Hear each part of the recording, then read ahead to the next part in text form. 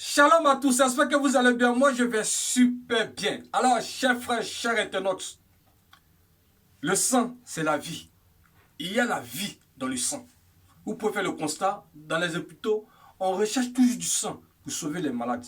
Car sans le sang, il n'y a pas de vie. Les malades meurent. Donc, il faut le sang pour les sauver. Maintenant, le sang de Jésus, c'est la vie de Dieu. La Zoé, le genre de vie de Dieu. C'est ça le sang de Jésus. Adam dans le jardin d'Éden, il a perdu la vie Zoé, la vie de Dieu. Donc Dieu vient nous redonner cette vie-là par son Fils Jésus, par son sang. Raison pour laquelle la Bible dit, à tous ceux qui l'ont reçu, ceux qui ont cru en son nom, il a donné le pouvoir de devenir quoi? Enfants de Dieu, lesquels sont le nom du sang, ni de la volonté de l'homme, ni de la volonté de la chair, mais de Dieu. Jean 1, verset 12 au verset 13. Donc le sang, c'est la vie. Donc Dieu veut nous redonner sa vie, la Zoé. Ce qu'Adam a perdu. Donc celui qui a le sang de Jésus a la vie de Dieu. Celui qui a le sang de Jésus a plus que la vie, est la vie éternelle. Éternelle. Donc le sang de Jésus nous donne au-delà de la vie, nous donne la vie éternelle, nous donne la vie Zoé, la vie de Dieu. Et la vie de Dieu, c'est le genre de vie de Dieu. Parce que le genre de vie de Dieu, ce n'est pas la misère, ce n'est pas le manque. C'est une vie abondante. Jésus a dit, dans le livre de Jean 10 au verset 10, le voleur ne vient que dérober, égorger, détruire. Mais Jésus dit, je suis venu, afin que mes brebis aient la vie de Dieu, la Zoé. Et afin qu'elle soit quoi? Dans l'abondance. L'or et l'argent appartient à qui? Appartient à Dieu, à notre Dieu. Donc celui qui reçoit Christ, a le sang de Jésus, a la vie de Dieu en lui. Mais c'est aussi une relation, il faut l'entretenir. Le genre de vie de Dieu, il ne faut pas vivre comme tu veux, il faut vivre comme Jésus veut, comme Dieu veut. C'est ça. C'est ça. Pour embellir ta vie, il faut vivre comme Dieu veut. Si Dieu te donne son sang par son Fils Jésus, tu inculques sa vie. Il faut vivre comme il veut pour profiter pleinement de cette vie-là. Pour ne plus être esclave, mais à être roi, à être assis dans les hauteurs, à donner des couleurs divines à ta vie. Il faut vivre comme Dieu veut. Parce que Dieu a envoyé son Fils Jésus pour t'inculquer sa vie, pour te redonner sa vie, pour te repositionner dans les hauteurs, comme Adam était. Donc désormais, si tu acceptes Jésus, accepte de marcher aussi comme Dieu veut. Si tu marches comme Dieu veut, il n'y aura pas de problème pour toi, mon frère. En plus d'avoir le royaume de Dieu, des cieux, être dans la hauteur, être assis avec Dieu, tu vas bénéficier de toutes les grâces qu'il a rachetées à cette vie-là. Il a dit quoi? Je vous ai béni de toutes sortes de bénédictions spirituelles dans les lieux célestes en Christ. Donc tu as besoin de recevoir ces grâces, tu as besoin de recevoir ces bénédictions rattachées à ta vie. Tous ceux qui le reçoivent ne sont pas pauvres. Jamais. Parce que notre Dieu n'est pas pauvre. Tel qu'il est, tel que nous sommes. Et nous sommes cohérités avec Christ. Christ n'est pas pauvre, il est très riche.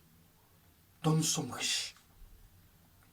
Mais la meilleure manière de profiter de cette vie-là, c'est de marcher comme lui veut. Il a dit chercher premièrement le royaume des cieux et sa justice.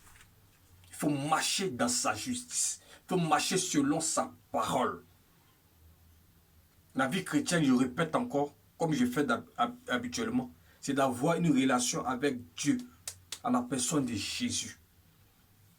Dont la vie chrétienne s'entretient. La vie chrétienne, c'est le genre de vie de Dieu. Maintenant, à toi de choisir.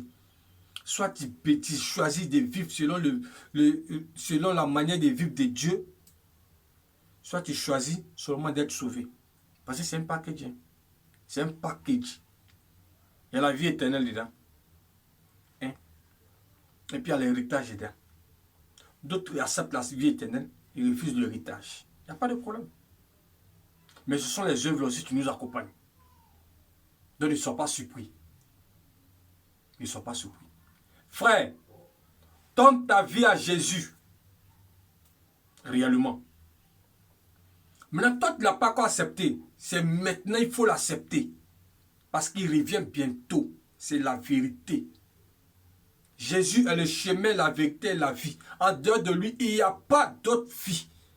Je ne suis pas en train de t'ennuyer et te dire la vérité parce que tu seras confronté à ça. La Bible dit qu'il a donné à l'homme de mourir une seule fois. Après ça vient quoi? Le jugement. Donne ta vie à Jésus. De même que tu prépares ta retraite, prépare aussi ton éternité. Parce que la vie de Dieu nous envoie à l'éternité. Dieu a son souffle en nous. Donc nous quittons ici pour soit l'enfer, soit le paradis. Et la seule clé pour aller au paradis, c'est Jésus. On dit tout chemin mène à Rome. Mais en ce qui concerne le paradis, mon frère, c'est Jésus, le chemin, la vérité. Il n'y a pas un autre chemin. Il n'y en a pas. Il n'y en a pas. Cherche à savoir qui est Jésus.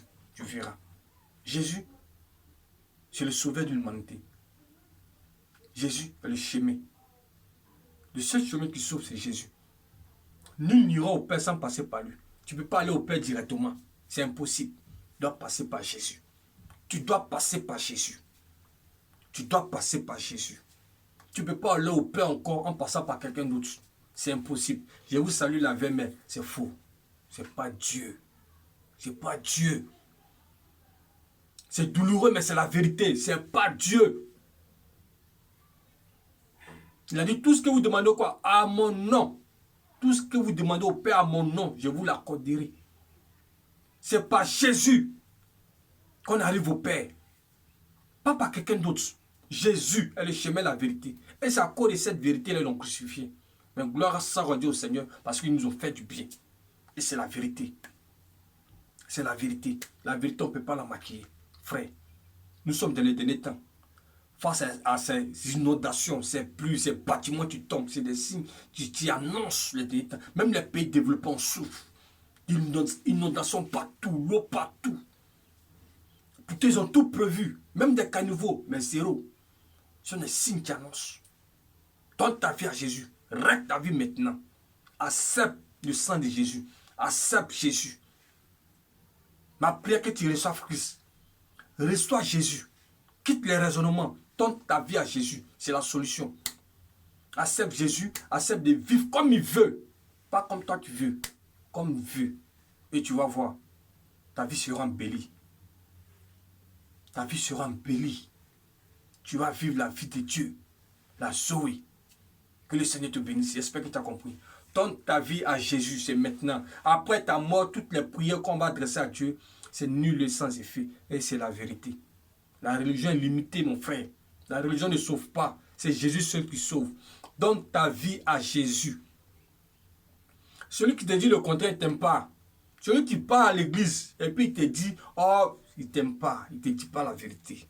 La Bible dit, vous connaîtrez la vérité vous affranchira. Celui qui adore autre chose, les fétiches, les trucs, tu fais des signes de croix, et puis tu es là, je vous salue la veille, mais puis tu encourages, et puis lui, il adore seulement Jésus. C'est un hypocrite. Il ne faut pas le suivre. Donne ta vie à Jésus. Que le Seigneur te bénisse. Que sa faveur t'accompagne. Amen en ensemble.